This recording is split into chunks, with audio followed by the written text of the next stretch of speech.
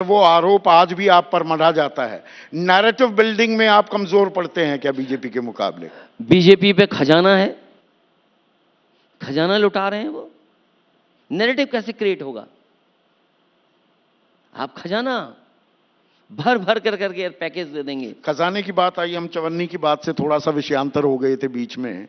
जयंत चौधरी से मैंने इंटरव्यू किया और मैंने कहा 7 सीटें जहां मिल रही थी आपको, मैंने कहा आप तो चवन्नी है, पलटने नहीं वाले थे, बीजेपी ने पलट दिया, उछाल दिया आपकी चवन्नी को। तो मैंने कहा 7 सीटें दे रहे थे अखिलेश, 2 पर क्यों मान गए? वो कहे यार 7 सूत कुछ नहीं मिल रही थी, 6 मिल रही थी और 6 में भी उम्मीदवार अपने खड़े करना चाह रहे थे। ये बात गलत है और मैंने कई बार इस बात में कहा कि जो उन्होंने प्रत्याशी कहा, क्योंकि जिस पार्टी से भी हमारा अलायंस हुआ, ये बात मैंने उनके सामने रखी और दलों से भी, कि आपके पास समीकरण क्या है और आपका प्रत्याशी कौन है। उसमें बातचीत में जो जो उन्होंने कहा वो मैंने स्वीकार किया। केवल एक सवाल मुजफ्फरनगर का था। मैंने उनसे कहा कि अगर मुजफ्फरनगर में आप अपने किसी परिवार को लड़ाना चाहते हैं तो हम उस पर भी विचार कर लेंगे। पर आपकी पसंद हरेंद्र मलिक थे। और उन्होंने, जब मेरी पसंद हरेंद्र मलिक थे, तो उन्होंने कहा मैं बात करना चाहता हूं उनसे। वो खुद हरेंद्र मलिक उनसे मिल करके आए और अपनी बातचीत की और उसके बाद पता लगा कि गिनती में 7 छोटा है, 2 बड़ा है। दुख हुआ जयंत ऐसे छोड़कर चले गए, राज्यसभा भी दी आपने। सवाल ये नहीं है, इससे बड़ा सवाल ये कि एक लोकसभा नहीं हमने धोखा खाया, 2 लोकसभा खोई हमने। जिस समय उनके विधायक आए थे और राज्यसभा मांग की थी उन्होंने, उस समय उनसे मैंने कहा था कि हमारा साथ देना। उन सभी विधायकों ने कहा था कि हम आपका साथ देंगे, लेकिन वो साथ नहीं दे पाए। चंद्रशेखर को भी आपने नगीना से उम्मीदवार नहीं बनाया? क्योंकि अब हमारा जो अनुभव रहा है, जिन जिन साथियों को साथ लिया है समाजवादियों ने, उन्होंने समाजवादी पार्टी से तो लाभ लिया है, लेकिन समाजवादी पार्टी को कुछ खास दे करके नहीं गए। इसलिए बहुत सावधान है हर चीज से, हर स्वामी फैसले प्रसाद से। मौर्य को महासचिव बनाया, आखिरकार बाहर का रास्ता दिखाना पड़ा। नहीं, मैंने रास्ता नहीं दिखाया। कुछ लोग अपने आप चले जाते हैं, हम रोकते नहीं उन्हें। पल्लवी पटेल भी अब बाहर चली गई। नहीं, अगर आप कोई जीतने वाला प्रत्याशी है, उस पर विचार किया जा सकता है। एक सीट पर आप 3 सीटें मांग रहे हैं और कुछ भी मांग रहे हैं, ये डिमांड मैं नहीं पूरी कर सकता हूं। क्या मैं राज्यसभा की डिमांड पूरी कर सकता हूं? क्या मैं एमएलसी की डिमांड पूरी कर सकता हूं? या खेल कुछ और है जिस पर ज्यादा चर्चा नहीं हुई है कि ये सब लोग एक और पीडीए बनाने चले थे कांग्रेस के साथ मिलकर और अखिलेश को अकेला छोड़ने वाले थे और आपने खेल दिया चरखा दांव। मैंने तो सुना आप हॉकी के खिलाड़ी थे, ये कुश्ती के गुर नेताजी से सीख लिए? मैंने कोई दाव नहीं रखा, मैं केवल सीधा चल रहा हूं। प्रदेश और देश के लोग चाहते थे कि समाजवादी और कांग्रेस का अलायंस हो जाए। जिस समय शुरुआती दौर में बात हुई थी नीतीश कुमार जी से, उस समय भी यही बात थी कि समाजवादी पार्टी क्योंकि मुख्य विपक्ष की भूमिका में है, तो उसके नेतृत्व में इंडिया गठबंधन बने और वही रास्ता मैंने अपनाया, उसी रास्ते पे मैं चल रहा हूं। नीतीश कुमार का आपने जिक्र किया, नीतीश कुमार का जाना इंडिया के लिए एक बड़ी क्षति, ये नाक की खामखा की लड़ाई कि जी ममता बनर्जी इनके नाम पर तैयार नहीं है। सोनिया गांधी ने जब सहमति जता दी थी नीतीश कुमार के नाम पर, राहुल गांधी का ये कहना क्या राजनीतिक भूल थी विपक्षी महागठबंधन की ओर से? बातें बहुत सारी हो सकती हैं, लेकिन समाजवादी लोग तो उन्हें प्रधानमंत्री देखना चाहते थे, नीतीश कुमार को। अब लेकिन वो एज ए सीएम ही रिटायर हो जाएंगे। सोचो बीजेपी की कितनी बड़ी चाल, जिसे प्रधानमंत्री बनना था उसे सीएम होकर के रिटायर कर देंगे। तो इसमें कांग्रेस की एक कमजोरी रही? ये कमजोरी किसी की नहीं है, परिस्थितियों के हिसाब से जो फैसले हुए, उसमें जो कंफ्यूजन हुआ या जो भी निर्णय लिए गए, वही मुझे दिखता है। लेकिन मूल बात यही है कि जिन्हें प्रधानमंत्री बनना था, और बीजेपी की साजिश देखिए, उन्हें ऐसे मुख्यमंत्री रिटायर कर देंगे। मायावती के लिए रास्ते आपके अभी खुले हैं, दरवाजे खुले हैं? अब चुनाव की तारीख आ गई है, अब क्या बहस करें गठबंधन पे। होली का त्यौहार ना होता तो नॉमिनेशंस हो गए होते, अब तो नॉमिनेशंस हो रहे हैं, तो अब बहुत देर हो चुकी है। ये आपसी जो विचारधाराओं के मतभेद को तो छोड़िए, जो ईगो क्लैशेस हैं उसकी वजह से इंडिया मुकम्मल गठबंधन नहीं बन पाया, या जो आप कह रहे थे ईडी, सीबीआई, आईटी, इनको जो छोड़ रखा है उसका दबाव काम आता दिख रहा है? इंडिया गठबंधन बन चुका है, दिख रहा है, और हमें उम्मीद है कि भारतीय जनता पार्टी इस बार हारेगी। और जैसा मैंने पहले कहा, भारतीय जनता पार्टी का घमंड का घड़ा इस बार जनता फोड़ देगी।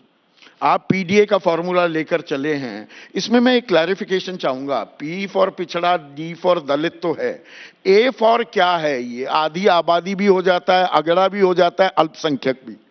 नहीं, इस पिछड़ा, दलित, अगड़े भी हो जाते हैं, आधी आबादी भी है, अल्पसंख्यक भी हैं, आदिवासी भी हैं, और पीड़ित दुखी अगड़े भी हैं।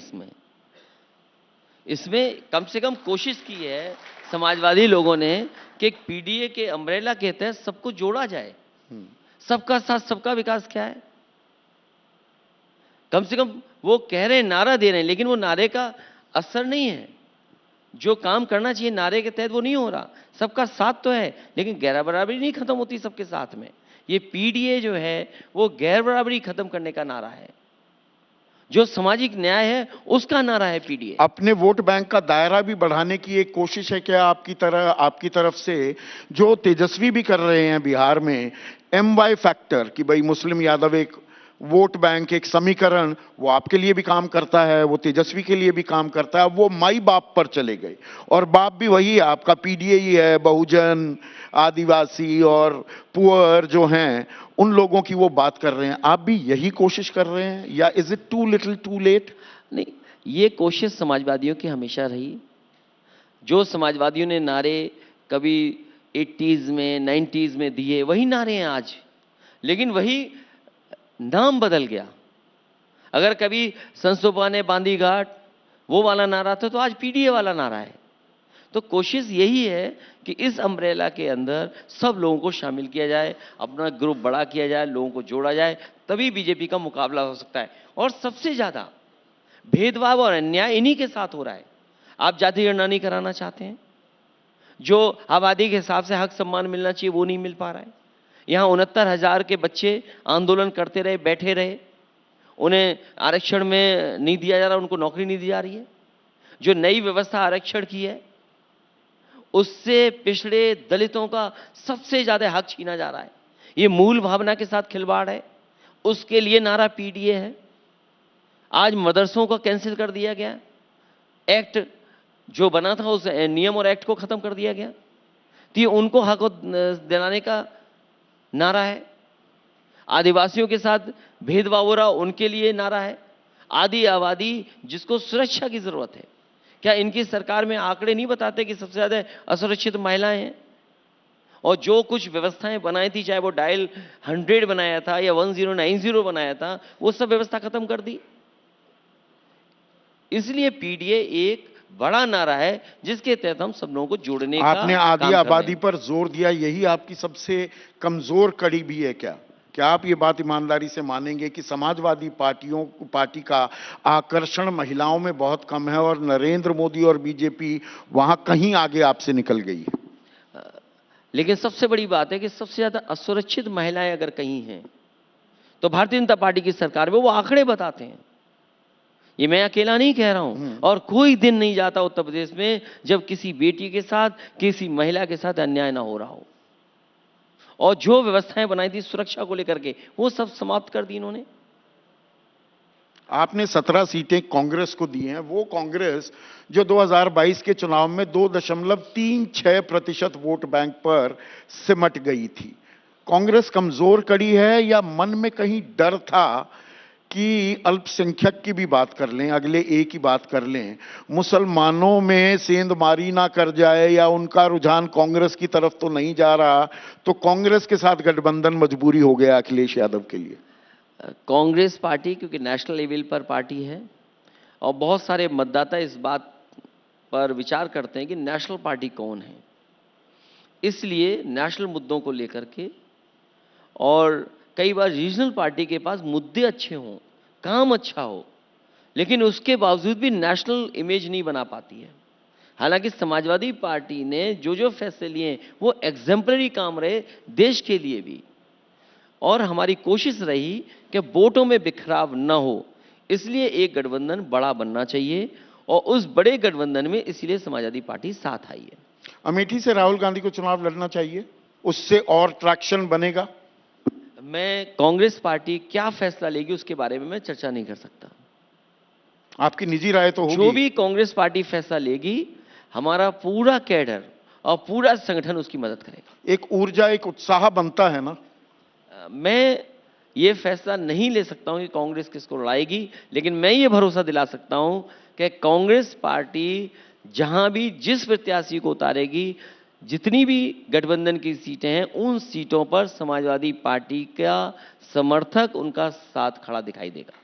जैसे ही घड़ी का काटा दोपहर 2:30 पे आए, बबीता जी का दिल सास बहू साजिश के लिए मचल जाए।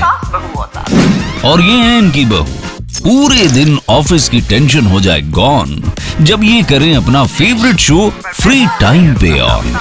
इनकी तरह आप भी देखें अपना फेवरेट शो अपने टाइम पर और डाउनलोड कीजिए एबीपी लाइव ऐप अपने स्मार्ट टीवी पर।